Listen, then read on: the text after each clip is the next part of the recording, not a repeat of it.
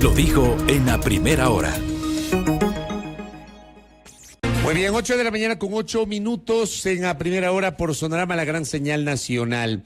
Retomamos el tema de la campaña electoral. La campaña ya se terminó. Los candidatos y candidatas a los diferentes cargos de elección popular pudieron hacer proselitismo político hasta las 23:59 de ayer.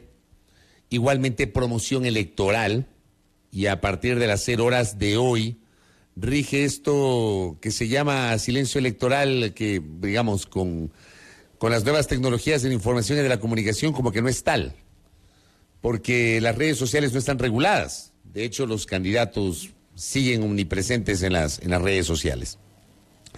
Yo comenté la primera parte de este espacio, di mi opinión sobre esta campaña, una campaña muy violenta, no porque haya habido confrontación entre candidatos, sino por atentados que sufrieron candidatos, asesinatos que también ocurrieron en el curso de esta campaña. Yo les decía, no recuerdo una campaña tan violenta, donde la violencia haya marcado el desarrollo de esa campaña.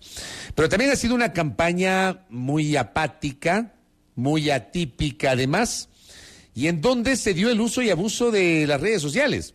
Y por supuesto en redes encontramos cosas muy creativas, pero me da la impresión, y ya vamos a hablar con el especialista en la materia, que esa terminó siendo la excepción, porque la regla era que se encontraron cosas que inclusive pudieron haber caído hasta en el ridículo. Gente que bailaba sin saber bailar, gente que reggaetoneaba sin saber reggaetonear, en fin, presentándose como lo que no son para tratar de llegar a un público de una manera, creo yo, errónea. Pero entremos en materia con la especialista. Albertina Navas visita nuestra mesa de trabajo. Ella es directora de Comunicación Estratégica de la Pontificia Universidad Católica del Ecuador, la PUCE. ¿Cómo le va, Albertina? Bienvenida, qué gusto. Gracias. Abra el micrófono a Albertina. Ahora sí, salude de nuevo a Albertina, por favor. Buenos días, Fabricio. Un gusto. Gracias, Albertina. A ver, ¿qué balance nos deja esta campaña sobre el uso de las nuevas tecnologías, de las redes sociales, el TikTok, los reels de Instagram, el Twitter, el Facebook, etcétera? Lo que me parece interesante es que los políticos ya toman en cuenta las redes sociales como instrumentos no menores, sino parte de su estrategia primaria para establecer conexión con el potencial electoral. Ya no hablamos de un instrumento complementario, sino primigenio. Correcto. Es más, hemos visto en algunos casos candidaturas que han tenido más presencia digital que incluso en medios tradicionales o incluso en las calles, como eran antes los mítines. Lo que quizás nos llama ahora la atención es la estrategia de contenido en estas redes sociales, porque como usted bien refería, en algunos casos han sido creativos, en otros curiosos, humorísticos, pero en otros han caído hasta en el ridículo. ¿Qué significa caer en el ridículo cuando se aparece con un video, con un reel en las redes sociales? Yo creo que ha habido una asesoría a veces inadecuada para los candidatos, porque está bien estar en las redes sociales y celebro que exploren estos nuevos canales de comunicación. Hay que estar en las redes. Correcto, hay que estar, y el que no está, pierde. Es así. El que está no necesariamente gana, pero el que no está, pierde. Eso sí, lo tenemos que decir. Sin embargo, han asumido roles o funciones que claramente no son verosímiles con el perfil del candidato. Entonces, no se trata de crear personajes en las redes sociales. Se trata de que el candidato se proyecte con su personalidad en las distintas redes sociales, y creo que en eso han fracasado la mayoría de intentos. O sea, se presentan como lo que no son en la vida real. Exactamente. Entonces, claramente se ve que están entrando en un rol para atraer y no es creíble lo que están haciendo. Ahora, el papel de los candidatos en redes sociales con videos, a mí me parece que irrumpe con fuerza en la campaña del 2021, sobre todo por lo que en un primer momento hizo Javier Hervas. Me parece que lo de Hervas termina siendo un ejemplo paradigmático de esto que estamos conversando. Porque Hervas, por ejemplo, empieza a aparecer con sus videos cortos, por ahí para el 31 de diciembre aparece disfrazado de viuda y luego aparece haciendo otras cosas, pero más allá de que pueda haber gustado o no, me parece que ese ejemplo de ese candidato en su momento a la presidencia de la República termina marcando un antes y un después de esta presencia con videos cortos en redes sociales, Albertina.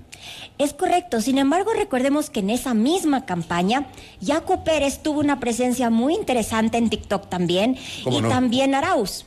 Entonces ya fue un primer acercamiento todavía TikTok como una red complementaria y marginal a otros canales principales, y en esta elección ya con TikTok como una de las redes primarias de posicionamiento de mensajes. Ahora, yo me pongo a pensar, le pregunto, lo de Herbas disfrazado de viuda del 31 de diciembre, o de Yacu Pérez bailando con su pareja, simulando tocar un saxofón, o lo del propio Andrés Arauz, ¿era válido, fue creativo o terminó cayendo en el extremo del ridículo que hemos conversado?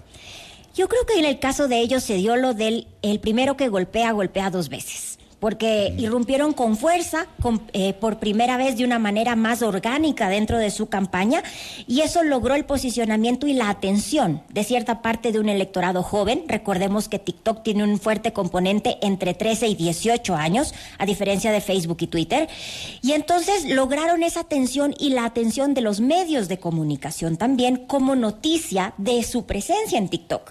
Entonces un poco a eso también han apelado ahora los candidatos, aunque sea por la ridiculez, convertirse en la noticia de medios tradicionales serios. Es entonces, yo lo comentaba también en la mañana y le traslado esta opinión a Albertina, ¿es entonces real que en el imaginario de algunos candidatos o sus, entre comillas, estrategas, no hay publicidad mala, sino que hay que posibilitar que hablen de ti, en bien o en mal, pero que hablen de ti?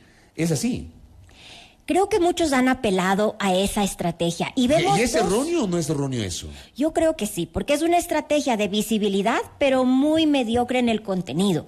Y creo que podemos identificar dos tipos de candidaturas. Una, de nombres que ya han sonado en la política desde hace muchos años y que han incursionado en TikTok como una forma de posicionarse en un electorado joven y de movilizar el voto indeciso.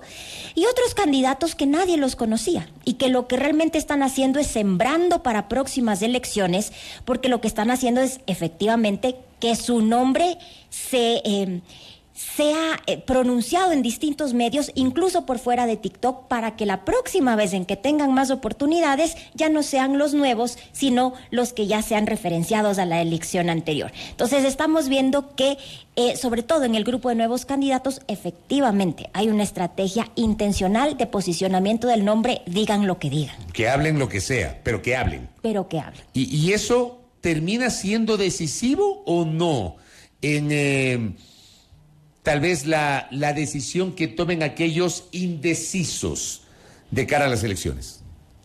No creo que sea decisiva la presencia en TikTok.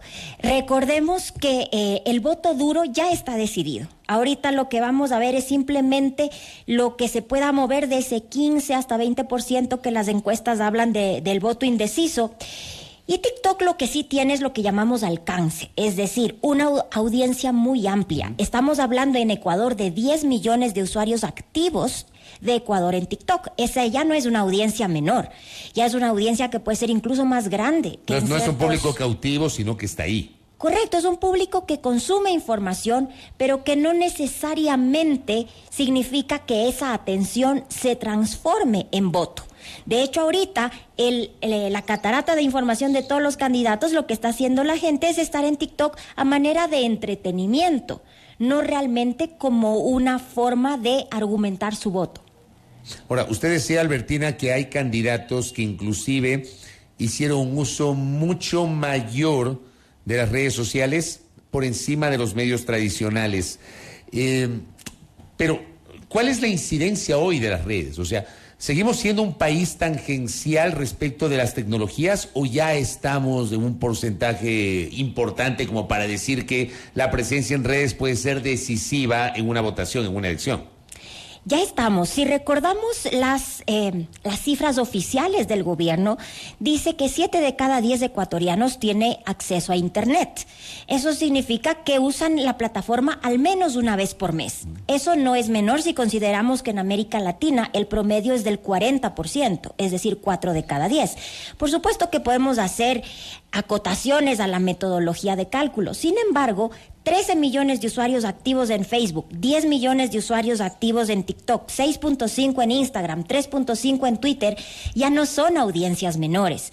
Entonces, lo que vemos es que va a haber, esta elección nos va a mostrar cómo están los candidatos y los políticos visualizando su mix entre alcance, es decir, estar en plataformas digitales para llegar a audiencias amplias, y credibilidad, porque los medios tradicionales son de largo los que tienen más credibilidad en este momento. Entonces, quizás... Eso no ha variado. Eso no ha variado. Esa lógica no ha variado. Esa lógica no ha variado. Por eso insisto en que TikTok me puede dar más seguidores, más likes y más reproducciones, pero no necesariamente más votos.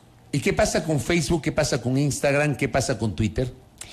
Twitter se ha vuelto un mundo hostil, en el que una persona publica algo y si no es del agrado de la comunidad que sigue, es duramente criticado y hasta censurado.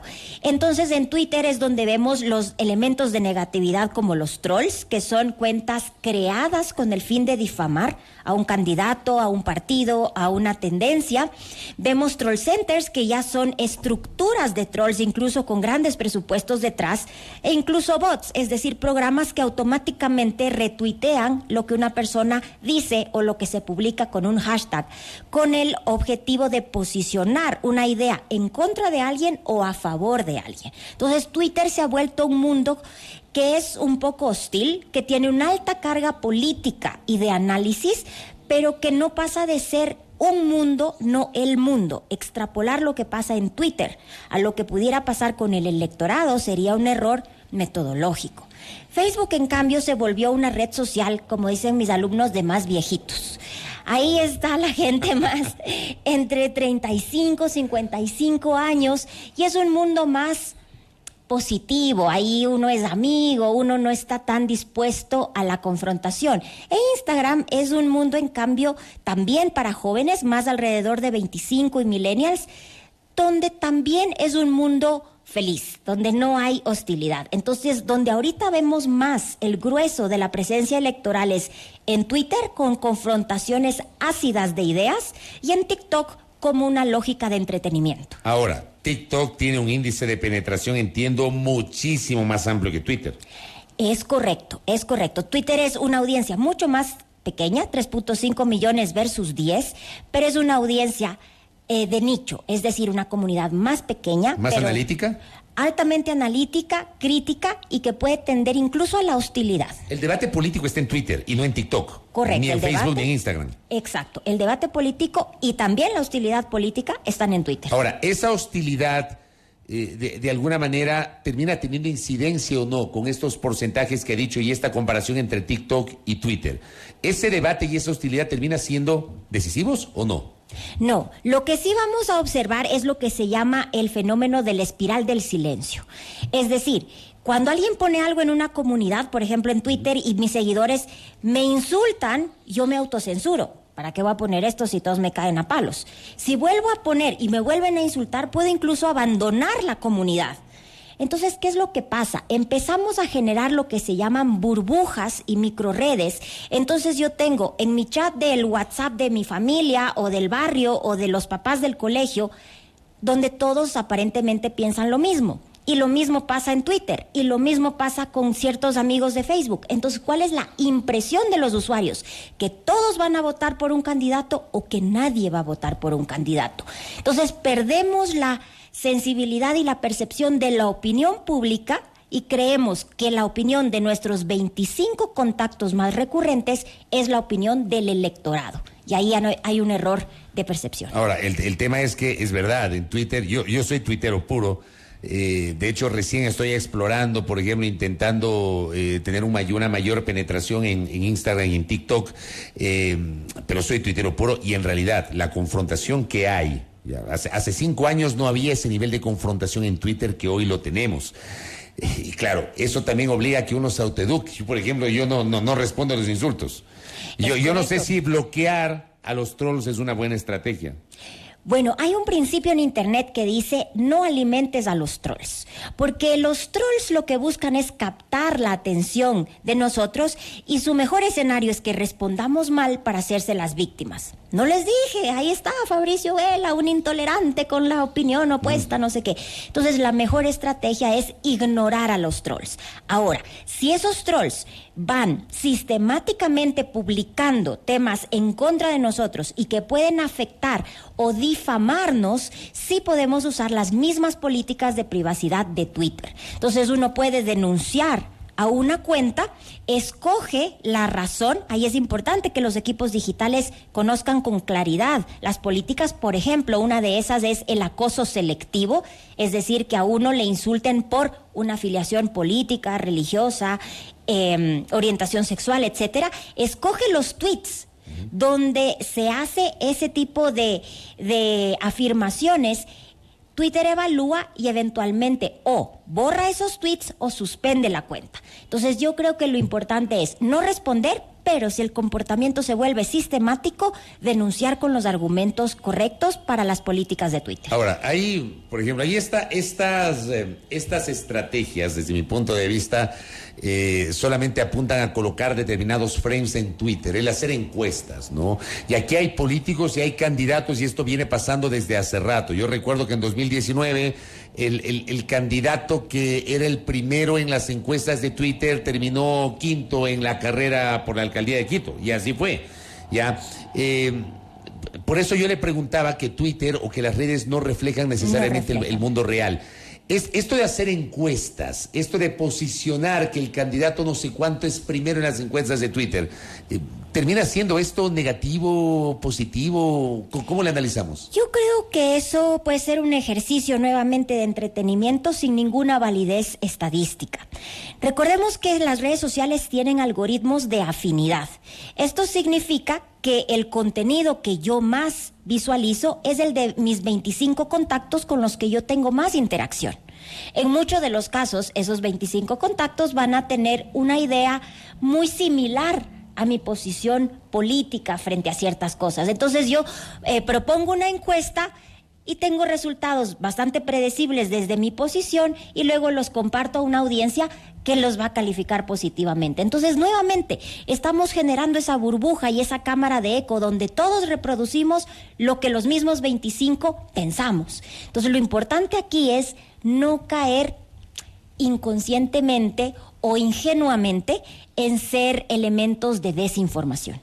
¿Qué nos deja esta campaña de cara al futuro? Porque, bueno, Ecuador cada 2 años tiene elecciones. Ya, esta campaña, digamos, seguramente cuando ya pasen las elecciones, se den los resultados, empezará ya la carrera para las elecciones de 2025. ¿Qué se debería potenciar en el ámbito digital y qué se debería dejar de lado en ese mismo ámbito, Albertina? Primero creo que es definir el correcto mix de plataformas que es apto para cada candidato. No es necesario, como decían antes los papás, ser pato de toda boda. No hay que estar en todas las redes sociales para decir que tengo presencia digital, sino escoger aquellas que se dirigen a los públicos que me interesan. Segundo, tener una estrategia de contenidos. No es solo estar, sino saber estar y con qué mensaje estar. Recordar que las redes sociales son una suerte de ventana donde uno puede posicionar un mensaje de entrada, pero donde tiene que invitar a profundizar en ese plan de acción o de gobierno a través de otras plataformas que permitan profundizar. Y tercero, no olvidarse que son plataformas de interacción. Es decir, no se trata de pasar de la calle al TikTok y mantener una lógica 1.0, es decir, yo hablo y ustedes escuchan, sino de que sea realmente espacios donde el candidato escuche, converse, dialogue y pueda enriquecer su mensaje y su propuesta política. ¿Qué esperan los jóvenes de los políticos en la comunicación en lenguaje digital? Le pregunto al especialista que además es docente y que conversa con los jóvenes. Los chicos esperan que les hablen desde su realidad. Es decir, ellos no esperan grandes disquisiciones filosóficas, sino que le digan cómo yo resuelvo mi situación de aquí y ahora, cómo su candidatura en algo me ayuda a resolver mis problemas claves de empleabilidad, de salario, de ubicarme en un lugar en la sociedad. Entonces, mientras los políticos hablen de promesas que no conectan con esas expectativas básicas de los jóvenes, no van a lograr resolver esa apatía. Los jóvenes no participan no porque no les interesen, sino porque no encuentran respuestas a sus vidas personales a través de ese discurso político. Interesante. Albertina, gracias por el tiempo y por compartir estos aportes con nuestra audiencia sobre lo que nos ha dejado esta campaña que ha culminado, y obviamente entramos a esta etapa de reflexión de cara al domingo. Por cierto, una cosa más. Yo decía, la campaña terminó anoche. A partir de las 0 horas hay esto que se llama silencio electoral, pero ese silencio no se traslada a las redes porque las redes están reguladas. ¿Será que estos 2 días los candidatos tendrán una irrupción con mayor fuerza digital aprovechando el hecho de que las redes no están reguladas? Por supuesto, y en muchos casos no será con sus cuentas personales, sino a través de terceros, de aparentes encuestas, de aparentes analistas, de personas, de trolls que han sido pagados para emitir una opinión, pero sin duda vamos a tener 2 días de un pico de contenidos políticos y de una guerra de también posibles resultados para movilizar lo que también se llama el voto útil.